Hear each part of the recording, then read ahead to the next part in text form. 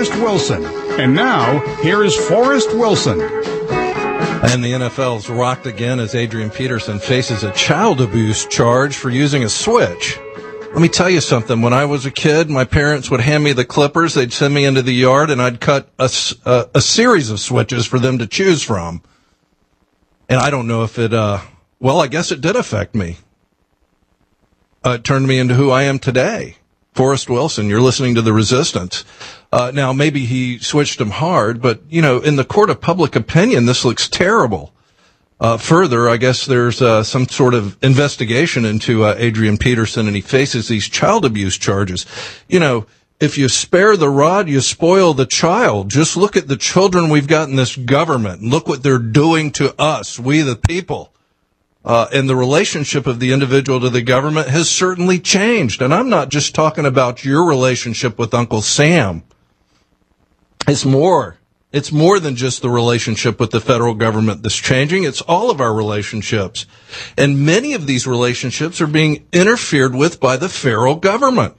The doctor-patient relationship is being fundamentally changed courtesy of the progressive Democrats and the socialization of our entire healthcare system. I mean, does any of this get to you? It makes me crazy. Progressive Democrats are redefining marriage, the right to bear arms, citizenship, and many other relationships that you and I have enjoyed in the past. Think about it. I've got some good news, though. I just read this on Breitbart, September 12th, 2014, 20 years after the federal assault weapons ban expired. The Center for American Progress, a liberal progressive group, says its push for a renewed assault weapons ban is over. This news came via the release of a Center for American Progress study in which author Arkady Gurney signaled the Center for American Progress will be focusing on expanding background checks and firearms licensing laws going forward. Yet another interference with our relationship with the Second Amendment.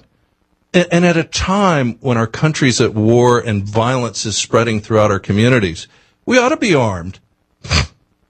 You and I both know this will do nothing to keep firearms from criminals. It'll just impede our Second Amendment rights. I mean, think about it. Criminals are going to get guns no matter what. And yet this is just another change to our relationship with each other and our government. Last week, if you were listening, if you were tuning in, I had a guest, Richie Furay, one of the founders of Buffalo Springfield. Some of our bump music, along with him and Stephen Stills, got together in New York and moved west and formed this band, a great band, 4 incredible albums. And he suggested that I tune into the documentary Agenda by Curtis Bowers. Have you seen this movie? I haven't seen it until last week. It was fascinating. I mean, there's so many forces at work on our inalienable rights, among them communism or progressivism and Islamic fundamentalism. But the point in this movie, or one of the many points, was it takes useful idiots to pull it off. How many useful idiots do you think we have in this country? I mean, this administration is importing useful idiots from south of the border. They're bringing them in. Apparently, by some estimates, over 1 million people a year. And they're moving them around the country. And guess who's paying for it? You and I are. Useful idiots. And they'll need them. I mean, is that the goal? Amnesty for those that would support the communist progressive agenda? These useful idiots? And how is that agenda working for us? Look, we're broke. And our relationship to the government's changed. We're debtors. You look at the most successful companies. I mean, take Facebook. I see this headline. It says, boom, Facebook market value exceeding $200 billion. To put it among the world's biggest corporations. Good for them. I'm happy for them. But let me put that into perspective. Our federal government is $17 trillion in debt. If they could confiscate all of Facebook's equity, it wouldn't even put a dent in the debt. It's a rounding error. It means nothing. We're in trouble. And the useful idiot, well, they'll fall for any promise from some lying politician and never follow up or follow through to even see if the politician kept good on their word. I mean, take the president's speech last week. Did you watch that? I mean, it was about 14 minutes long. I watched it. I hung on his every word. I tried to listen and understand what he was saying. But he seemed strained. I mean, it was hard for him to acknowledge that we've got a problem, that we've got to go back to Iraq and face these bloodthirsty killers. I want you to listen to the clip. I pulled out one clip in particular because I found it fascinating, and you probably heard it already. I don't want to play it again. Play it, Jack. And one of those groups is ISIL, which calls itself the Islamic State. Now, let's make two things clear. ISIL is not Islamic. No religion condones the killing of innocents, and the vast majority of ISIL's victims have been Muslim. And ISIL is certainly not a state. Oh, are you useful idiots listening? ISIL, it's ISIS, by the way, not ISIL. They dropped that some time ago because they're a state. Anyways, the useful idiots, they're not Islamic. Hell, the Pope's not Catholic. In that logic, of course they're Islamic. Let me prove it to you. They are Islamists. Let me give you a verse from the Holy Quran. Chapter 2, verse 216. Jihad is ordained for you Muslims, though you dislike it, and it may be that you dislike a thing which is good for you, and that you like a thing which is bad for you. Allah knows, but you do not know. Okay. Hey, that's Islam. Holy jihad. These guys are fighting it. They're fighting it against us. Here's more. Let me read another one to you, just so you get it. Useful idiots, listen up. Chapter 4, verse 101. When ye travel through the earth, there is no blame on you if you shorten your prayers, for fear the unbelievers may attack you. For the unbelievers are unto you open enemies. In other words, anybody who doesn't believe Islam is an enemy. Now look, I get it. You know, some people want to practice the faith. They want to be peaceful. They want to live and have a family. They don't do this crap. But the guys in ISIS do. They kill people. I mean, look, they've killed 2 American journalists. Many have said this is an act of war. Anyways, I don't know. I don't know what to say to these 2 verses. It's in the Quran. ISIS is Islamic, the most radical and violent form of Islam. Anyways, let's just play it one more time. I got to hear it again. I want to hear this boob. And one of those groups is ISIL, which calls itself the Islamic State. Now, let's make two things clear. ISIL is not Islamic.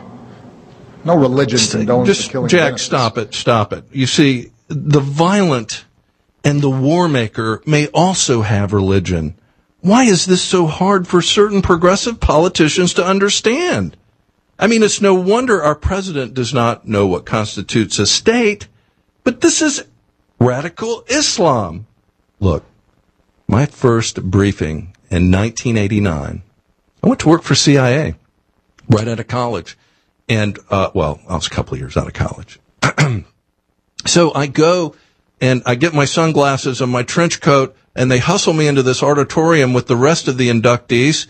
And what do they talk about? They give a speech to us, a briefing on the rise of Islamic fundamentalism and where we were at that point. All of the events leading up to that point, at least in modern day. Anyways, he goes on to say that ISIS is not a state. Well, look, a state begins with a border and a desire to maintain the state, and occupation's important. So I Googled state, and here's the definition. I love Google. A nation or territory considered as an organized political community under one government. Okay, so we have an occupied territory with what appears to be an Islamic caliphate.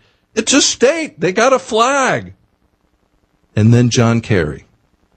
God bless John Kerry. This is one of the stupidest secretaries of state that we've ever had in the history of this country. Play this clip from John Kerry. We're engaged in a counterterrorism operation of a significant order. And counterterrorism operations can take a long time to go on. I think war is the wrong reference term with respect to that. But obviously, stop right here. Just stop it, Jack. I can't take it. The man is an idiot. Look, counterterrorism is what told us that they were at war with us. Counterterrorism operations, the collection of intelligence so we know who these people are and what they're doing, where they operate from, their names, their bios. We've known this at least since the 72 Munich Olympics. And you know, or you should know that, we're at war. They have declared war on us, and whether or not we acknowledge it is really irrelevant. We're going to have to fight this. And these counterterrorism operations have resulted in several wars and military actions thus far. Mr. Kerry, this is disgraceful. And then I've got one more that you just have to listen to, because it comes from a senile old fool who represents the great state of Nevada. I mean, what the hell's wrong with the people in Nevada? Why do they keep electing this moron? Play Harry Reid. Play clip 3. The President said last night that he has authority to do bombing as he's doing now in Iraq and in Syria. We've said this several times here this morning, we're at the beginning of a little trek that's going to be taken, and we have to do it right. Excuse me, Senator Reid, who is we? I mean, really, does that mean we? You? Me? Not me. And what trek? What trek are we talking about? Senator Reid, what trek are we going to take? I do agree with Senator Reid. We do have to do this right, once and for all. We have to stop ISIS. Personally, I think the security of the entire globe is at risk. And we've got to win this conflict. By the way, I Googled Trek 2. I wanted to know the formal definition of Trek. And this is astounding, because if he'd have said these words, the liberals would have been up in arms. It says, Trek, a long, arduous journey, especially one made on foot. I mean, does this mean we're going to have boots? By the way, we've got boots on the ground. I don't know if you know that. There are boots on the ground over there right now. But these progressives, look, they're cowards, and I'm baffled at their disdain for winning a war. It's necessary, especially when our citizens are beheaded, our country threatened, and the endless attacks on our soil over the past 21 years. Remember, the first was January 25th, 1993, 21 years ago. I'll never forget that day. We declared war on Japan for the attack on Pearl Harbor, a legitimate military target. And oddly enough, that killed about the same number of people as on 9/11, an attack on a civilian target. I mean, we should declare war on all of the Islamic terror organizations, just like they've declared war on us. But the politician, he or she doesn't want to do something that would threaten their chances of re-election, especially if you're a progressive. Keep your constituents dumbed down, and by all means do not engage the enemy. It takes resources from your constituents and distracts from the fundamental change required in the progressive agenda. I mean, this is where we're at. This is what these people think and believe. Our federal government is almost a big a threat as ISIS through their inaction. Right after the break, I want to bring in someone who has written extensively about the threat from radical Islam. His name is Ben Barrack. I want you to listen to what Ben has to say. This guy's smart, man. Stay tuned. You're listening to The Resistance with Forrest Wilson, AM 600 and FM 100.3. The Answer. Let's return to We the People with Forrest Wilson. Once again, here's Forrest. And we're back. I wanted to bring in this guest. His name is Ben Barrack. He's an investigative radio host and blogger who broadcasts in Central Texas. Man, they are on the front line of this border crisis. His columns have appeared in Pajamas Media, Human Events, Big Government, WorldNet Daily, and that's just to name a few. Fascinating articles. He's also the author of the book Unsung Davids, 10 Men Who Battled Goliath Without Glory. Ben, welcome to The Resistance. How are you today? Hey, Forrest. Good. Thanks. You know, I've read a number of your articles, and they're quite concerning to me. But I want to begin our little interview with a clip from the president's address last week concerning ISIS or ISIL. Okay. Jack, play that clip, will you? And one of those groups is ISIL, which calls itself the Islamic State. Now let's make two things clear. ISIL is not Islamic. No religion condones the killing of innocents, and the vast majority of ISIL's victims have been Muslim. And ISIL is certainly not a state. I mean, does it concern you that there seems to be this concerted effort by this administration to call the threat of radical Islam anything but radical and Islamic fundamentalism? Very much. In fact, the executive director of CARE, Council on American Islamic Relations, Nihad Awad, wrote an article for Time magazine last week in which he said ISIS or Islamic State is not just non-Islamic, it's anti-Islamic. Okay, so we know his agenda. We know his agenda is stealth jihad. As the CARE is an unindicted co-conspirator, we all know about that. It is a Muslim Brotherhood front group, and he, Awad, has expressed support for Hamas. So why would CARE executive director say the same thing about Islamic State that Barack Obama is saying? That is disturbing all by itself for us. But I mean, who are they kidding? I mean, you know, it's like saying the color blue is not really blue. The sky is not blue. That's what we're being told. The grass is not green. That's what we're being told. And if ISIS does not represent Islam, does Boko Haram represent Islam? I mean, we had the same situation just a few months ago with the Bring Back Our Girls hashtag, and all of the same cast of characters that stepped forward when that was going on to say this does not represent Islam, this does not represent Islam, are the same bunch that's coming forward with ISIS and saying this does not represent Islam. Well, excuse me, but Islam is being represented by these groups. I mean, there's no disputing that, and why this president is saying these things, I think should sound alarm bells in everybody's head. And one last thing before I forget, as I was listening to you play your John Kerry clips the last segment, I was wondering, boy, wouldn't it be nice to have him talk about ISIS like he talked about the Vietnam soldiers in 1971 as Genghis Khan? Yes, and I think this is part of the problem with John Kerry as Secretary of State.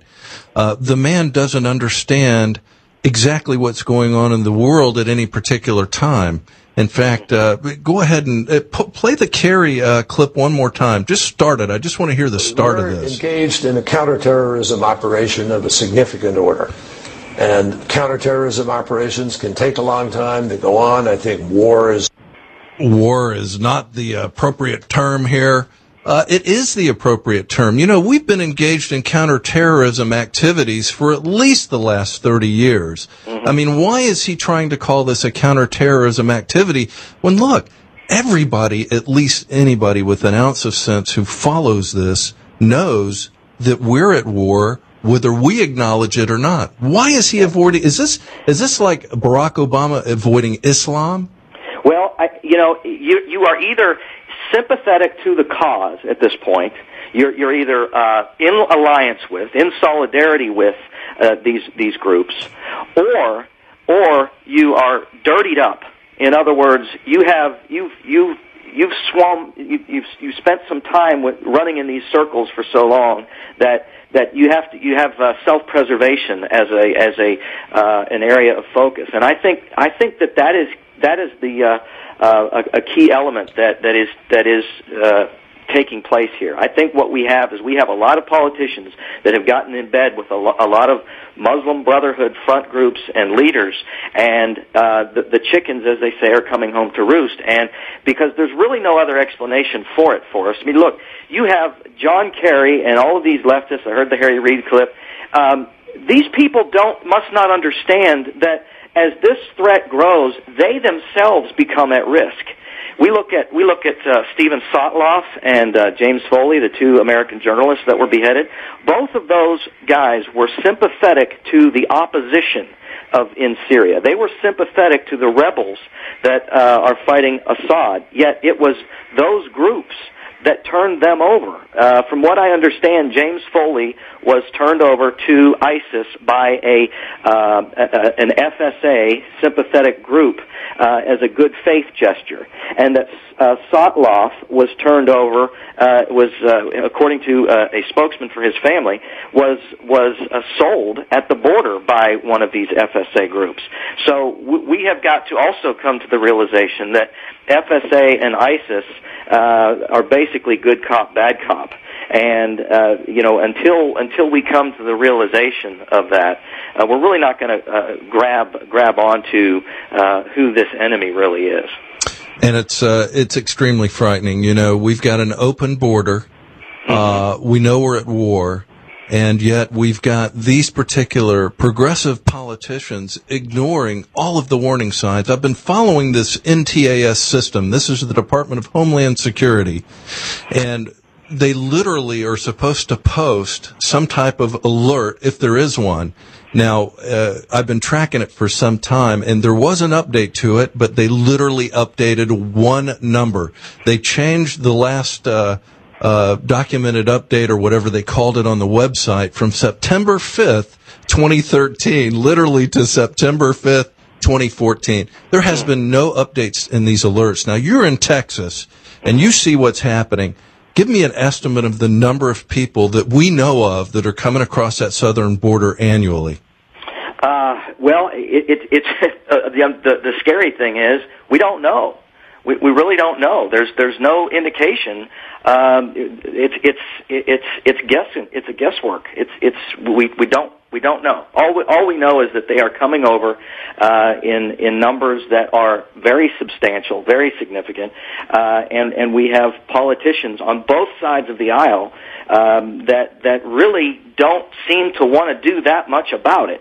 We had last year at our town hall, not far from here, Congressman John Carter, who is a Republican and who has been known to be of the more conservative wing of the House, partnered up with Luis Gutierrez as the House version of the Gang of Eight, if you will. It was basically the House version, and he we got to take a break, Ben. I want to continue this conversation, and Luis Gutierrez, we're going to expose him when we come back, because he's at the center of all this talk of amnesty. We'll be right back. You're listening to The Resistance. Forrest Wilson. Let's return to We the People with Forrest Wilson. Once again, here is Forrest. And we're back with my guest, Ben Barrack, blogger, broadcaster, author. Ben, you were talking about this town hall there in Texas regarding the border crisis and these God knows how many people are coming across the border, but continue, and I want to talk to you about Luis Gutierrez as well. Yeah.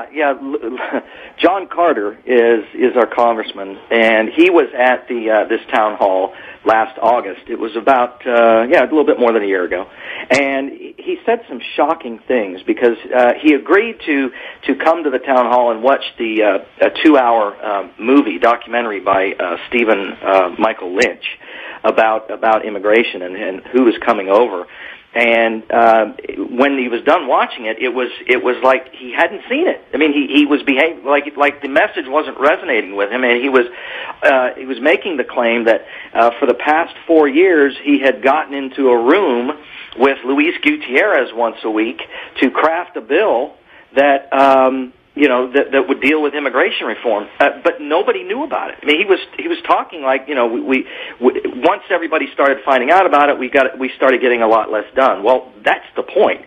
I mean, it was, he said pages upon pages upon pages of this bill, and it's like he faced a lot of backlash at that town hall, and since that time, I think he has. Let's just say last week or a week or two ago, he was seen standing next to Ted Cruz at a rally about immigration. So I think Mr. Carter has changed his ways. But I mean, we tried to explain to him, you are meeting with a registered member of the Democratic Socialists of America caucus in Luis Gutierrez. The man is a socialist communist. He was part of the caucus. So how on earth you think that you're gonna, you think you're gonna get behind closed doors with that guy instead of, the people that you represent, and come up with something that they're going to like. I don't know. The mindset of these politicians, Forrest, drives me crazy. And the Democrat socialists, otherwise known as the Democrat progressives, need what? Mm-hmm. Useful idiots. This is all about swelling the ranks of the useful idiots in this country, a.k.a. people who come here who can't speak the language, who come from societies and governments that are way far to the left of our government, if that's possible at this point. And so these are the useful idiots that will bring about the change that they so desperately desire, and to ensure that these Democrats maintain power for decades to come. But Luis Gutierrez, the interesting thing about him is he talks about these people as though he knows them. He doesn't know who the hell these people are coming across the border. And in fact, so many of them are from other countries other than South America. They call them special interest aliens. Yep. We know that some of those people are from the Middle East, and they're here really for one thing, and that would be the Holy Jihad. I don't get it. They talk about the Holy Jihad throughout their religious worship, and here we are sitting here. We've known for decades that they are at war with us, and these politicians just want to kick it down the road to the next election cycle. It's bizarre. And the people like Luis Gutierrez are going to be on the jihadist lists. That's what gets me, is that they actually are sowing the seeds to their own destruction. I mean, you look at the Iranian Revolution back in 1979. That revolution involved leftists aligning with jihadists to overthrow the Shah. Once the Shah was overthrown, what happened? The jihadists executed the leftists. This is what happens time and time and time again, and we're seeing it with the Sotloff and James Foley beheading, as I mentioned earlier. These guys were actually out there making the case for the opposition in Syria. They were actually helping the opposition there, and what did they get for it? They got their heads chopped off. I mean, this is one of the things that is very frustrating to those of us who see what's going on and where it will ultimately lead.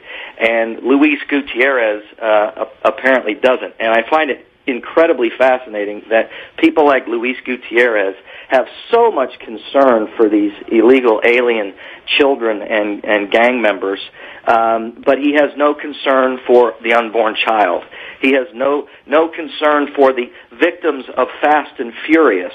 Let's not forget, Forrest, in the Fast and Furious operation that was run by the Barack Obama Justice Department under Eric Holder and its ATF, involved flooding Mexico with guns to create the climate for gun control in this country, because the gun store owners that were forced to sell these guns to straw purchasers that went into Mexico would be blamed for selling guns to Mexican drug cartels that resulted in all of these Mexican Hispanic deaths.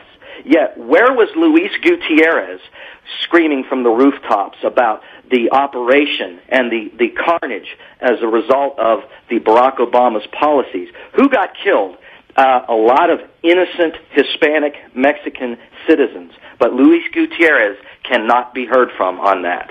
And I guess the real sad state of affairs that we've got as a result of all this is, how often do you even hear them mention the American citizen? Where are we in all of this? They talk about all these other groups, and they forget that, what about us? Their whole purpose is for us.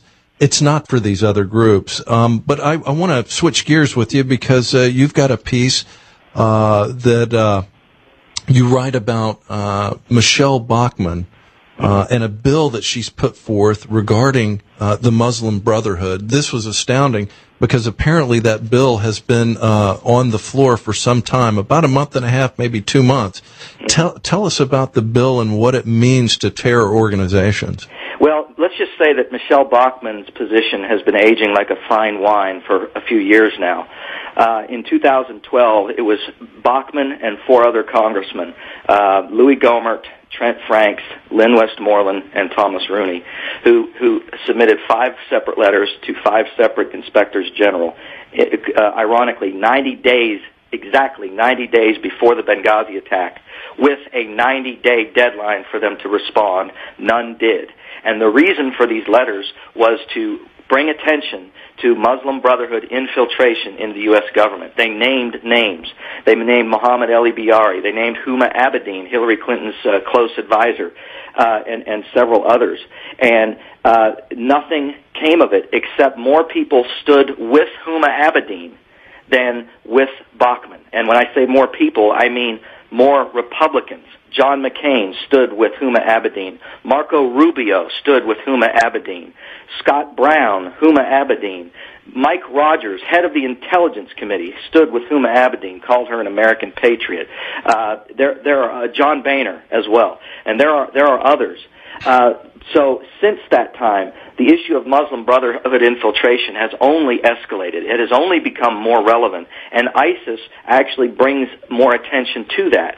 So about a month and a half, 2 months ago, Michelle Bachmann submitted a bill that would identify the Muslim Brotherhood as a foreign terrorist organization that would require putting sanctions on all of its front groups that are under its umbrella.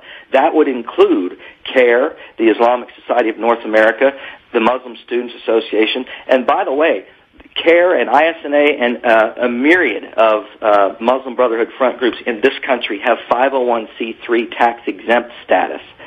So, to put that into perspective, what we have to understand is that she is leading the charge to identify America's enemies as the Muslim Brotherhood, submitted a bill to have that done. And from what I understand, I just heard an interview with her on Newsmax TV yesterday, in which she said that this week, Dick Cheney, of all people, spoke to the House Republican caucus and mentioned that the Muslim Brotherhood is the umbrella for the Islamic Jihad movement. And Bachmann approached him and said, what would you think if there was a bill to identify the Muslim Brotherhood as a foreign terrorist organization? And she relayed that he told her that he would sign that bill in a minute. Well, unfortunately, he's no longer in office, and I would love to know where he was as the Muslim Brotherhood was growing throughout the Bush administration. In fact, Forrest, in the days after 9/11, there was a boneheaded, fatally flawed strategy crafted by the Bush administration to embrace all of these Muslim Brotherhood front groups. They were brought into the White House thanks to Grover Norquist and Suhail Khan, and Karl Rove allowed it. And so when I look around and I see establishment Republican politicians like Mitt Romney, like Karl Rove, like you name it. I mean, that's why it's so surprising that Dick Cheney would have said this week, and now it's been made public. But when I see these establishment Republicans completely avoid the issue of Muslim Brotherhood infiltration, it makes me wonder, is it about their own self-preservation because what they allowed to happen in the days before and after 9/11? The Clintons really kind of opened the gate to allow Muslim Brotherhood infiltration into the government. They really did. And then, but the Bush administration didn't put a stop to it. It allowed it to continue. And the Obama administration has put it into overdrive. And that's where we are. Yeah, and in case anybody doesn't know who Huma Abedin is, this is the wife of the former Congressman Anthony Weiner, and I guess you can understand why she didn't take his last name. She'd be Huma Weiner. Yes, she and apparently now she's also the deputy chief of staff or former deputy chief of staff for Hillary Clinton, and I wonder if she'll be tagging along with Hillary to Iowa. I believe that if Hillary were to be elected president, Huma Abedin would be the equivalent of her Valerie Jarrett. And we exposed Huma Abedin back in 2011 as the scandal involving Anthony Weiner and his sexting scandal was catching everybody's attention. We were digging into Huma Abedin's familial ties to the Muslim Brotherhood, and we discovered some incredibly shocking things. And one of them is her mother is one of 63 co-leaders in the Muslim Sisterhood, and resides in Saudi Arabia, and that her brother has ties to Muslim Brotherhood. The entire board of the Institute of Muslim Minority Affairs, on which she sat as a editor with her mother from at least 1996 until 2008, when she went with Hillary to the State Department. The IMMA was commissioned by the Saudi royal family. This IMMA, the objective, and it was founded by her parents, Huma Abedin's parents, in the late 70s.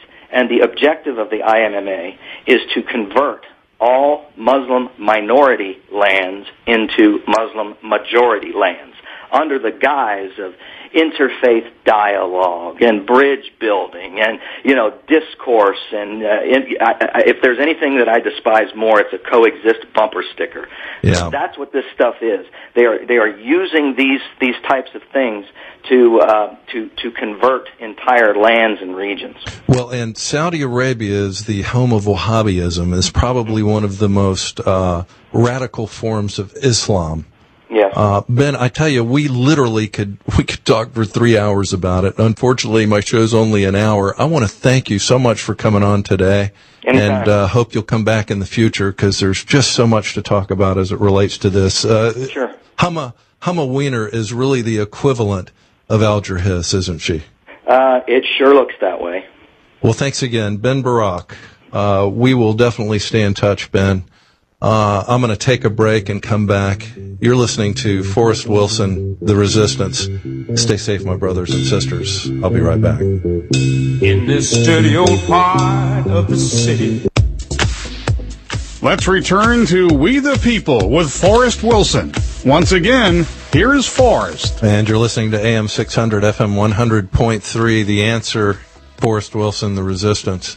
When I read some of these articles by Ben Barrack, it's scary to think, and he makes the case, that our government has been infiltrated by the Muslim Brotherhood. And you know what? Honestly, it really doesn't matter whether you believe it or not. There's so much going on today. It truly is frightening, but well worth the read. Entertaining at the very least. And I hope you'll Google Ben Barrack, BenBarrack, blogger, broadcaster, author, and check him out. There's been a lot of talk about this holy Armageddon. I've noticed a number of pastors and preachers have come out and said that they believe this is the final days. I don't know if that's true. I certainly hope it's not. I think humanity has some distance to go, but then again, it's not my decision, is it? But a number of, Franklin Graham included, a number of these pastors have woven this into their sermons and are actually offering seminars on it.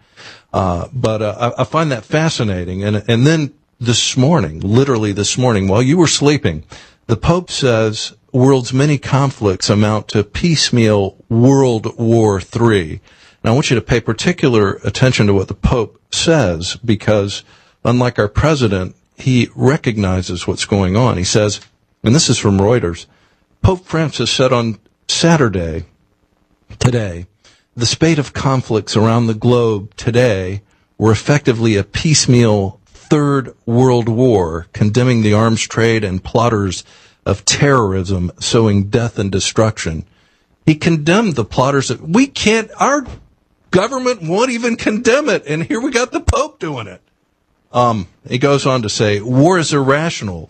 Its only plan is to bring destruction. It seeks to grow by destroying, he said. Greed, intolerance, the lust for power.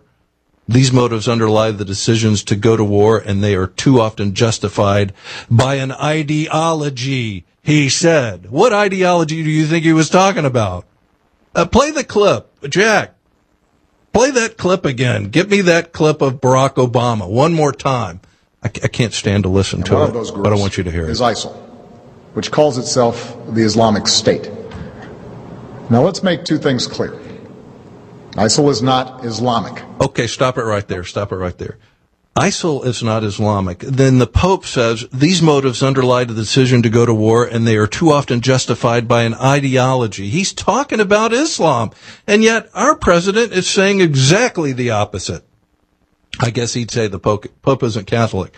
Anyways, the Pope goes on. Last month, the Pope, who has often condemned the concept of war in God's name, in other words, holy jihad, said it would be legitimate for the international community to use force to stop unjust aggression by Islamic State militants who have killed or displaced thousands of people in Iraq and Syria, many of them Christians.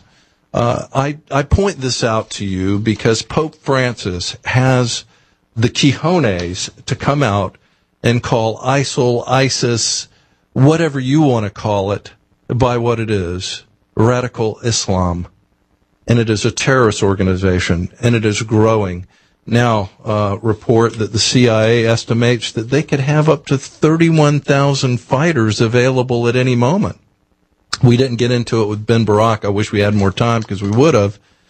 But apparently, Michelle Bachmann also questioned the local FBI regarding some of these fighters who have left her state to go to Syria and Iraq and fight, and she was told that they would be allowed to travel back to the United States, to the state from which they came, and that they would be placed on a watch list and watched. I mean, can you believe that?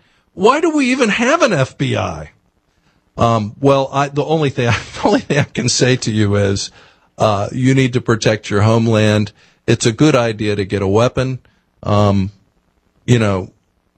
think it's going to be necessary. I mean, look, we talked about the attack on Pearl Harbor. The only reason that they didn't wage a ground campaign was the Emperor of Japan said that the American people are the largest standing army in the world. We'd never be able to defeat them in a ground campaign. I mean, what's happened to that? How did we wind up with such wimpy people in positions of power? What the hell are they seeking? Anyways, I want to point one other thing out to you, as my little pocket constitution tells me. I think the reason that they don't want to use the term war is, number one, it's unsettling for their constituents. I'm talking about the radical Democrats. They don't want to use the term war because number one, it would get them in Dutch with their constituents, and it would also require Congress to act, because in the Constitution, Article 1, Section 8, the Congress shall have power to declare war, not the president. So he can go on this little trek and bomb and do counterterrorism missions all he wants. But my friends, I'm afraid this is going to take something more than the wimps, John Kerry, Harry Reid, and Barack Obama trying to convince us that we're not at war so they can make it to the next election, and then the elections beyond that. It's just astounding. And I guess the useful idiots are giddy. But speaking of useful idiots and communists, not too terribly long ago, and we've talked a lot about this vacuum. And the vacuum that's created by the weakness of America. And I ran across this. And as Russia continues to create conflict in Ukraine with these Russian insurgents and, by all accounts, Russian military, we've got this from several weeks back when we began sanctions on Russia and many in the Russian leadership. Russia's deputy prime minister, Dmitry Rogozin, tweeted a shot of Russian President Vladimir Putin petting a leopard next to a posed portrait of Barack Obama with a poodle. And the caption read, "We have different values and allies." And, I mean, when you project weakness, you invite trouble. And I think that's where we're at. Man, be safe. Take care of one another. We need more love in this world. But until then, let's go kick some butt in Iraq and Syria. Yeah, this is Forrest Wilson. Thanks for listening. The Resistance. AM 600 and FM 100.3. The Answer, closing with Richie Furay and Poco. Have a great week. Burning deep inside my soul, and I am